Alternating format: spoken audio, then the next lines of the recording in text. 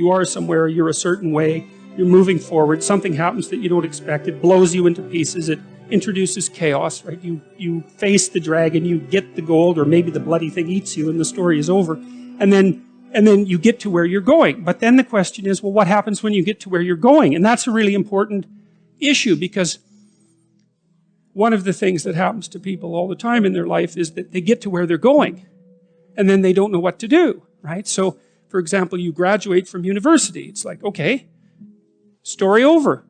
Who are you now? Who are you the next day? And so what happens is when you succeed, then there's a success crisis. And the success crisis is, well, I've run this story to its end. Now what? What you should do when your story comes to an end, when you've achieved what it is that you want to achieve, when you've achieved what you need to achieve, then the next question is, okay, well, now I'm that person, or I have that character. What do I need to do next? And some of that is always, well, what do I need to give up now? What do I need to let go of so I can move to the next plateau, right? Assuming that your life is a sequence of upward moving.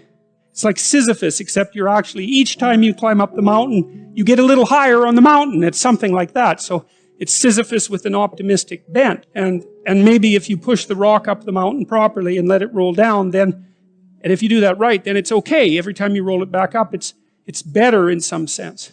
You know, one of the experiences I've had in my life, fairly commonly, in a variety of different ways, this is especially true when I was paying a lot of attention to my dreams, which I did for about 15 years, I guess, something like that. Now and then I would feel like I'd learned some things and had sort of consolidated them, and then before I went to sleep, I'd think, okay, I'm ready to learn something else. It's like, and I didn't say that without trepidation, and because usually when you learn something, you know, it's not that pleasant, because you usually learn something about why you're wrong. And the deeper the thing that you learn, the more you learn about why you're wrong. And there's a death that's associated with that, because then you have to let that part of you that's wrong die. And that's the sacrifice, right? And so you have to make a sacrifice. You have to be willing to make a sacrifice before you're going to learn something. Perhaps what you'll learn is in proportion to your willingness to make a sacrifice.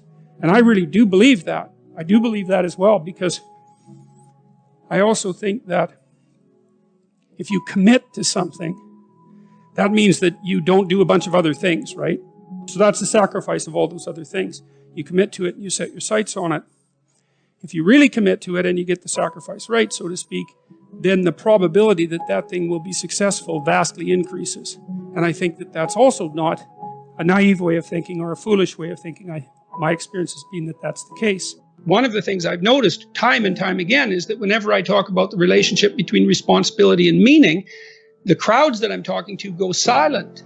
Say, look, you need a meaning to sustain you through the vicissitudes of life. Okay, well, try to debate that. It's like, is life painful? Yes. Is it anxiety provoking? Yes. Is it uncertain? Yes.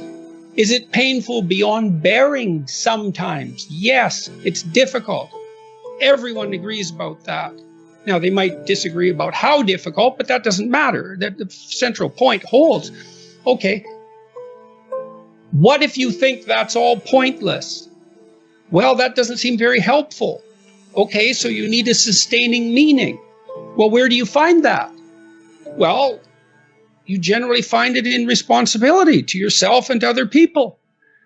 And people ask themselves those questions when I'm talking, because I ask them to ask themselves those questions, and that's the answer. Well, what's meaningful? Well, I have a meaningful relationship with my father. I have a meaningful relationship with my wife. I have a meaningful relationship with my pet, you know, because I take care of that pet. When I commit to something and make sacrifices, that sacrifice is something I also talk about a lot in both of the last two books.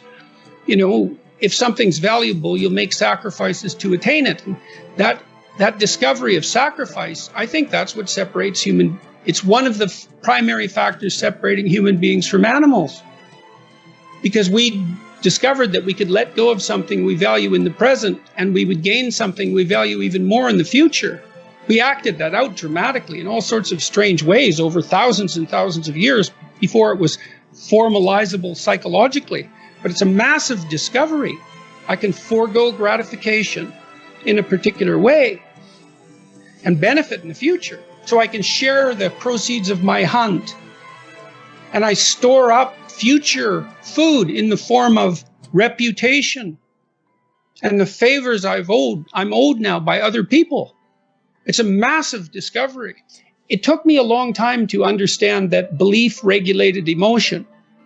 So what happens is that if you act out your identity, if you act out your beliefs in the world, and what you want doesn't happen, what happens is that your body defaults into emergency preparation for action. And the reason for that is you've wandered too far away from the campfire, and now you're in the forest, and maybe you're naked. And so what do you do then? And the answer is, well, you don't know what to do. So what do you do when you don't know what to do? And the answer is you prepare to do everything. And the problem with that is that it's unbelievably draining psychophysiologically. Like, it hurts you. And there's an immense physiological literature detailing the cost of exactly that kind of response. People stay where what they do has the results they want. That's partly why you want to be around people who share your cultural presuppositions, is because you know that, for example, even in small ways, let's say you're a country music aficionado and you're hanging around with your cowboy hatted buddies and you throw on a tape and everyone says, great tunes, man. And you know, you're happy about that. But, you know, you throw on a piece by Tchaikovsky and you're in a different subculture, and who the hell are you? And the people in your group will say, man, who listens to music like that? And like, that's a trivial example in some sense, but I believe it's one that everyone can resonate to. It's very hard on us not to be where we know that what we want is going to happen. We hate that. We hate that, and no wonder. So, and then, you know, there are varying degrees of that, obviously. You can really be where you don't know what's going to happen, or you can only be there to some degree. But by and large, we're conservative creatures, even if we're liberal in temperament. We can't tolerate that much uncertainty.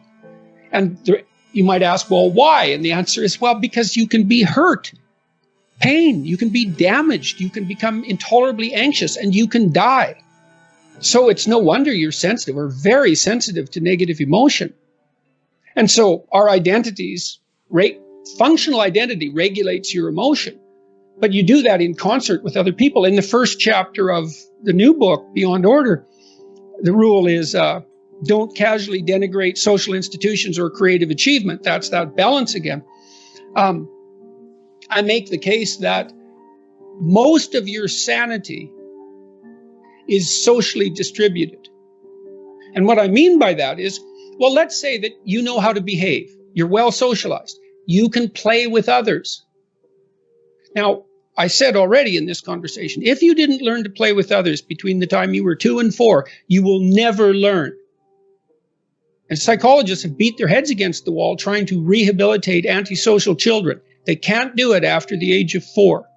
Well, it seems to be partly because the kids fall farther and farther behind. So let's say you make the leap from egocentric dependence on your mother at 2 and 3 to immersion in a peer group. Well, then you pick peers that are at your same developmental level, and you chase each other up the developmental ladder. And the longer you're out of that, the farther you fall behind. And so, you know, 5-year-old kids might come across another 5-year-old kid who tends to cry too much if they don't get their way. And they'll say, we don't want to play with the baby. And what they're saying is, we have to find someone who's at our developmental level, shares our developmental horizon, so that we can mutually scaffold our further development. Now, they're not going to say that, obviously, but that's the situation. And kids test each other out when they first meet. So do adults. Game. Can you play? Are you playing at the same level as me? I'm playing my game at the level that will further my development. Can you play along with me? If not, well, maybe you're lower in status and I can pull you up as a mentor. Maybe you're higher in status and I can learn from you. But if you're a peer, we can play together. Anyways, if you're acceptable to your peers and you behave well, they'll accept you. And then they tell you all the time if you're acting appropriately. You know, if your jokes are funny, if you're dominating the conversation, if you're bringing something of value to the table. And all you have to do is pay attention to the social cues, and you'll keep yourself regulated. You know, I've mentioned to people that they should clean up their rooms. That's become quite the internet meme. But I'm really serious about it, because it's really hard to do that. And I've been cleaning up my room, by the way, for about 4 months now, because my life was thrown into such a catastrophe, and also we were renovating. And so, but it isn't just that you clean it up, you also make it beautiful. And it's really hard to make something beautiful. And it's really worthwhile. And what's really cool is if you learn to make something beautiful, even one thing, if you could just make one thing in your life beautiful, then you've established a relationship with beauty. And then you can start to expand that relationship with beauty out into the world, like into other elements of your life. And that is so worthwhile. It's just incredibly, crazily worthwhile. And that's an invitation to the divine. You know, you have to be daring to do that. And people are terrified of it. People are terrified of color. They paint their walls beige. They're terrified of art. They buy some mass-produced thing because they don't want anybody laughing at them for their lack of taste. Because what do you know, right? You have to develop it. And so you're going to stumble along and make mistakes to begin with. It's kind of hard on your self-esteem, but you're stumbling towards the kingdom of God. That's what you're stumbling towards when you try to make an aesthetic decision and to put something in your life that's beautiful. And it's unbelievably worthwhile to do that. Man does not live by bread alone. That's exactly right. We live by beauty. We live by literature. We live by art. And literally, not metaphorically. We cannot live without it, because life is too dismal and tragic in the absence of the sublime. So, and ourselves, we have to be sharp so that we can survive properly and orient the world properly and not destroy things, including ourselves.